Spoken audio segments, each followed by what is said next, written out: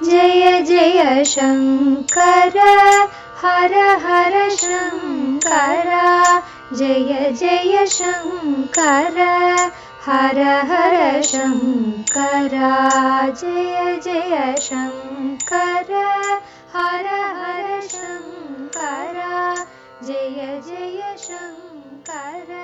ஸ்ரீ சங்கர சரிதம் தெய்வத்தின் குரல் 5ஆம் பாகம் பால்ய உபநயனச் சிறப்பு தொடர்கிறது. அதோடு கூட சுவாமி ஜனங்கள் தன்னோடு கலந்து பழக வேண்டும் என்றும் ஆசைப்பட்டே அவதாரம் பண்ணுவது. ஒரே தெய்வ சக்தி மயமாய் இருந்தால் மற்றவர்கள் கலந்து பழக வருவார்களா? தூரத்தில் நின்று கொண்டுதான் கன்னத்தில் போட்டுக்கொள்வார்கள். ஆச்சாரியால் பரமசிவனாகவே தெரிந்து கொண்டிருந்தால் அப்பா அம்மா எப்படி அவரை வாத்சல்யம் காட்டி வளர்த்திருக்க முடியும்? எல்லா அவதாரங்களிலும் இப்படித்தான் நிறைய மனுஷ ரீதி போலவே பண்ணுவது. அத்தியாவசியத்திற்கு மட்டும் தெய்வ சக்தியை காட்டுவது, அதையும் தங்களுடன் வாழ்கிறவர்களின் நினைவிலிருந்து மறைந்து போகும்படி பண்ணுவது என்று. ஆனாலும் லோகம் பாழாய் போய் கொண்டிருக்கும் போது மனுஷ ரீதியில் நிதானமாக அதை சரி பண்ண ஆச்சாரியால் சம்பந்தர் ஆகியவர்களுடைய அருள் மனசு அவர்களை விடவில்லை. தேசம் பூராவையும் 32 வருஷத்தில் புனருத்தாரணம் பண்ணிவிட வேண்டும் என்று ஆச்சாரியால் பறந்தார். தமிழ்நாட்டை மட்டும் உத்தரிக்க 16 வருஷத்திற்கு மேல் எடுத்துக்கொள்ளக்கூடாது என்று சம்பந்தர் பறந்தார். அதனால்தான் மனுஷ குழந்தைகளுக்கு சாதாரணமாக இல்லாத மேதையை காட்டி குழந்தை பிராயத்திலேயே அவர்கள் சம்பூர்த்தியாக வித்யாபியாசம் செய்தது. சொந்த சக்தியால் செய்ததாக இல்லாமல் அருள் சக்தியால் செய்ததாக இருக்கட்டும் என்று சம்பந்தர் அம்பாளின் க்ஷீரத்தை பானம் பண்ணிய மகிமையாலேயே ஞானியாக பாண்டித்யமுள்ளவராக ஆனார். ஆச்சாரியாளை பற்றியும் இப்படி கதை இருப்பதாக முன்னேயே சொன்னேன். அல்லது ப்ராடிஜி என்று மனுஷ குழந்தைகளிலேயே எங்கேயாவது அபூர்வமாக இருக்கிறது போலத்தான் அவரும் தெரிந்தார். அதாவது தெய்வாவதாரம்தான் என்று பெற்றவர்களும் மற்றவர்களும் தெரிந்து கொண்டு தூர நின்று பக்தி பண்ணாமல் அதிபுத்திசாலியான மனுஷ குழந்தை என்றே சீராட்டி பிரியம் காட்டும்படியாக இருந்தார். தேச பாஷை, சம்ஸ்கிருதம் ஆகியவற்றின் மொழி, இலக்கணம், இலக்கியம் ஆகியவற்றை 5 வயசுக்குள் கரைத்து குடித்துவிட்ட ஆச்சாரியால் அந்த வயசில் உபநயனமானவுடன் குருகுலத்துக்கு போய் வாசம் பண்ணி 8 வயசுக்குள் அத்தியனம் முடித்து மற்ற எல்லா சாஸ்திரங்களையும் படித்து கரை கண்டுவிட்டார். 5 வயசில் உபநயனம், 8 வயசுக்குள் சாஸ்திரங்கள் எல்லாம் மாஸ்டர் பண்ணியாயிற்று. அந்த வயசிலேயே சந்நியாசமும் வாங்கி கொண்டாயிற்று. 12 வயசில் அத்தனை பாஷ்யமும் எழுதியாச்சு என்றிப்படி ஆச்சரியமாக ஆச்சாரியால் செய்திருக்கிறார். இன்னமும் முந்திக் கூட வித்யாபியாசம் முடித்திருப்பார். ஆனால் பூணூல் போடாமல் வேதாத்தியனம் பண்ண முடியாது. வேதத்தின் சாங்க உபாங்கங்கள் என்னும் சாஸ்திரங்களையும் படிக்க முடியாது.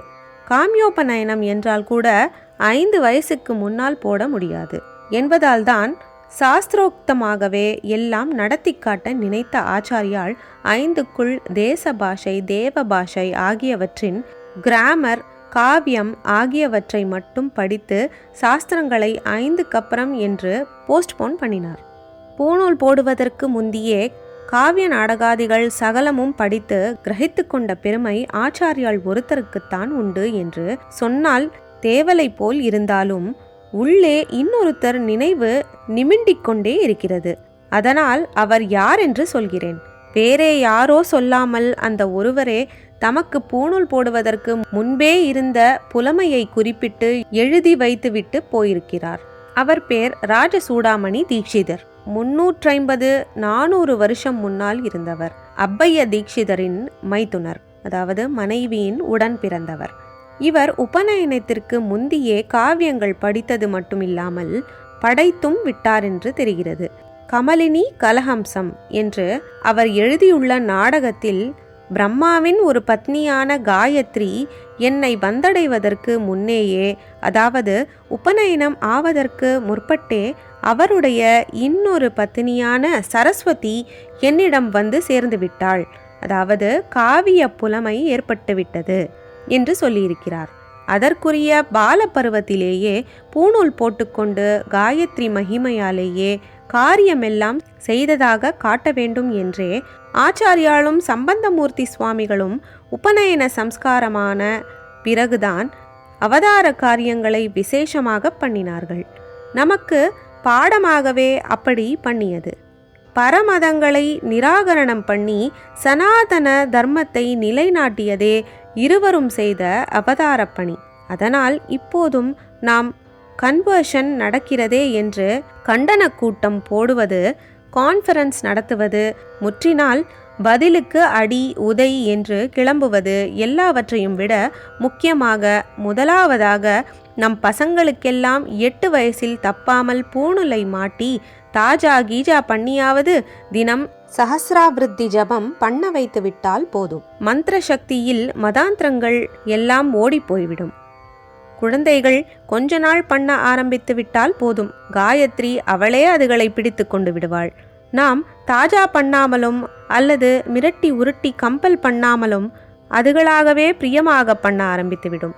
நம்மிடம் உள்ள ஒரு பெரிய நிதியை பிரயோஜனம் பண்ணி கொள்ளாமல் வீணாகப் போகிறோமே, அதாவது வீணா போகிறோமே என்று எல்லையில்லாத அங்கலாய்ப்புடன் கூறுகிறார்கள் என்பதால் தான் முட்டிக்கொள்வது. ஆச்சாரியால் சரித்திரம் கேட்பதற்கு இதைவிட நாம் செய்யக்கூடியது இல்லை. பால்ய உபநயன சிறப்பு நிறைவு பெறுகிறது. ஜெய ஜெய சங்கர, ஹர ஹர சங்கர, ஜெய சங்கர, ஹர ஹர சங்கர, ஜெய ஜெய சங்கர, ஹர ஹர சங்கர, ஜெய ஜெய சங்கர, ஹர ஹர